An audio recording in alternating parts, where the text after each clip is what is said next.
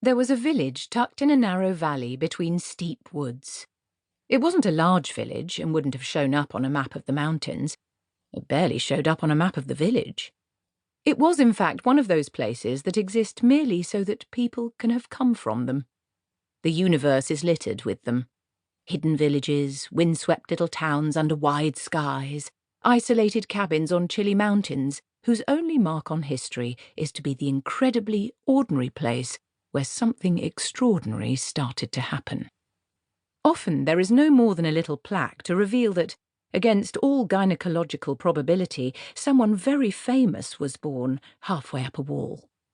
Mist curled between the houses as the wizard crossed a narrow bridge over the swollen stream and made his way to the village smithy.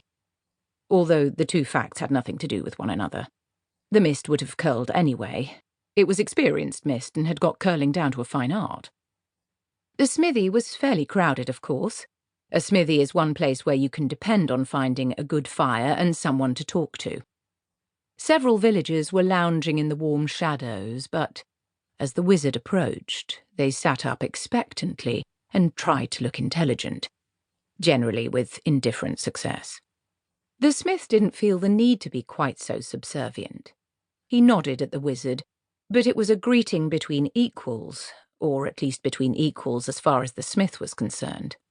After all, any halfway competent blacksmith has more than a nodding acquaintance with magic, or at least likes to think he has.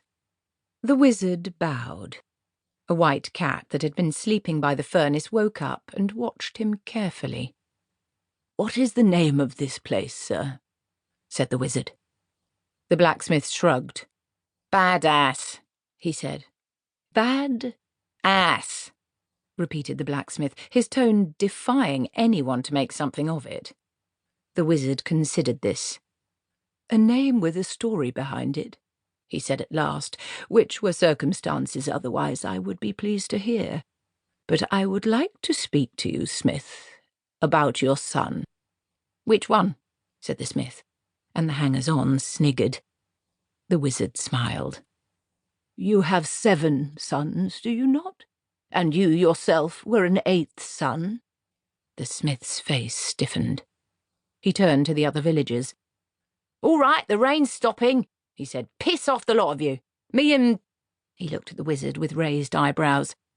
"Drum Billet," said the wizard. "Me and Mr. Billet have things to talk about." He waved his hammer vaguely and, one after another craning over their shoulders in case the wizard did anything interesting, the audience departed. The smith drew a couple of stools from under a bench. He took a bottle out of a cupboard by the water tank and poured a couple of very small glasses of clear liquid. The two men sat and watched the rain and the mist rolling over the bridge. Then the smith said, "I know what son you mean. Old Granny is up with my wife now. 8th son of an 8th son, of course. It did cross my mind, but I never gave it much thought, to be honest. Well, a wizard in the family, eh?" "You catch on very quickly," said Billet. The white cat jumped down from its perch, sauntered across the floor, and vaulted into the wizard's lap, where it curled up. His thin fingers stroked it absent-mindedly. Well, said the smith again. "A wizard in badass, eh?" Possibly, said Billet. "Of course he'll have to go to university first. He may do very well, of course." The smith considered the idea from all angles and decided he liked it a lot. A thought struck him. "Hang on," he said. "I'm trying to remember what my father told me. A wizard who knows he's going to die can sort of pass on his sort of wizardness to a sort of successor, right?" "I've never heard it put so succinctly, yes," said the wizard. "So you're going to sort of die?" "Oh, yes." The cat purred as the fingers tickled it behind the ear.